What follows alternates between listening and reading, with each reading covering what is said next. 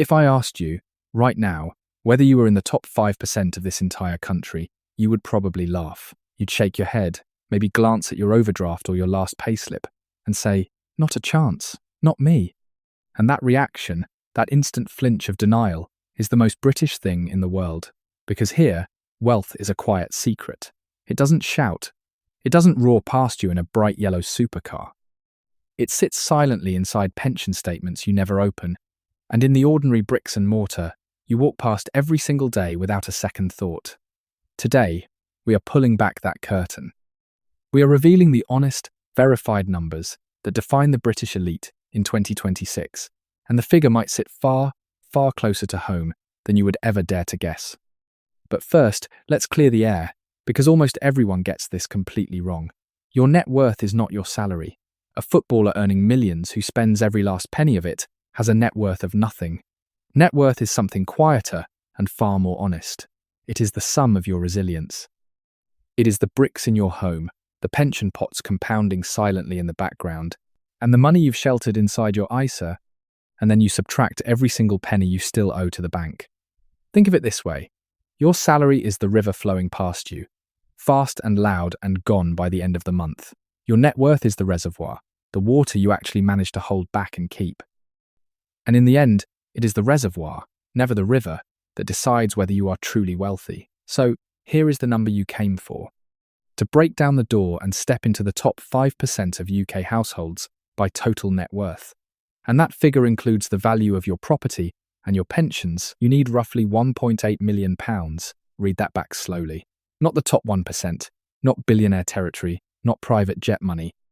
This is the top 5%. Now contrast that with the median UK household sitting on a net worth of roughly £305,000. The distance between the very middle of the country and that top 5% isn't a gentle step up. It is a chasm. The top rung sits almost 6 times higher than the one most families are standing on. But raw numbers can't capture what this actually feels like from the inside.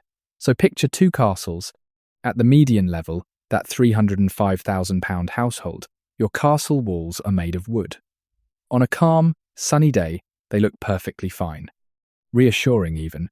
But then one storm rolls in, a sudden redundancy, a serious illness, a drawn-out legal battle, and the entire structure begins to shake. You feel every single gust rattle the timbers. Now step up to the top 5%. Here, your walls are 3 feet of solid stone. The storm still comes. The redundancy can still happen. But you stand inside, calm, and you simply do not feel the wind. And that, more than anything, is what real wealth buys in this country. Not champagne, not yachts. It buys financial silence. Now here is where it gets genuinely fascinating. Because £1,800,000 does not mean the same thing everywhere you stand. Geography quietly rewrites the whole story. Take that figure up to the northeast, and it makes you a king. Your home is paid off many times over. Your pension towers above your neighbours, and you sit comfortably, undisputed, at the very top of your local wealth ladder. But now pick up that exact same net worth and set it down in the home counties. Surrey, Buckinghamshire, the leafy commuter belt wrapped around London, and something strange happens. Suddenly, you're just another professional. The very same fortune that crowns you in Durham barely stretches to a modest 4-bedroom home in Guildford. Wealth, it turns out, is not simply what you hold in your hands. It is also about where you happen to be standing when you count it. And this leads us to the most overlooked secret in all of British wealth, the invisible millions. Most people picture the top 5% as business owners, city traders, or heirs to some old family estate. But the truth is far quieter and far more encouraging. A huge slice of this group are ordinary professional couples in their 50s, teachers, engineers, NHS consultants, senior civil servants, people who, if you ask them, would swear blind they never felt rich a day in their lives. So how did they climb so high? 30 years of steady, boring, automatic workplace pension contributions. Every single payday, a slice quietly vanished into their SIP before their eyes ever landed on it. They never timed the market. They never gambled. They simply refused to leave the game for 3 straight decades, and compounding patiently did the rest. In fact, for the top 5%, roughly 45% of all their wealth is locked inside private pensions, with another 40% held in the equity of their own primary home. These are not flashy fortunes, they are forged in silence. But here comes the twist that catches people most off guard. You might imagine the top 5% swimming in cash, drowning in it. The reality is far stranger. Many of them are what we call asset-rich, but cash flow squeezed. On paper, they are worth £1,800,000, but in their current account, often less than £50,000 in genuinely liquid, spendable cash. Their entire fortune is real, but it's locked away. It's trapped inside pension wrappers they can't fully reach until later in life, and buried inside the walls of a home they actually have to live in. They are, in every technical sense, millionaires who still quietly check the price of their weekly shop. And that paradox, vast wealth that you cannot easily spend, is the hidden signature of the modern British elite. There is a single moment that arrives at this level of net worth, and it changes absolutely everything. For most of your working life, you have had to climb the ladder just to eat. You work the job, you earn the wage, you buy the food, up and down, up and down. But once your assets finally cross this threshold, something remarkable happens. Your money begins to generate enough growth entirely on its own that the fruit starts dropping into your basket without you climbing at all. The interest, the dividends, the steady hum of compounding, it all falls into your lap while you sleep.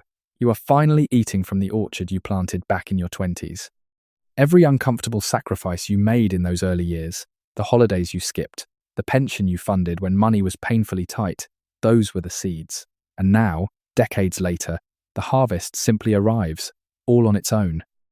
The strangest part of all is how utterly undramatic it feels. There are no fireworks, no champagne cork popping.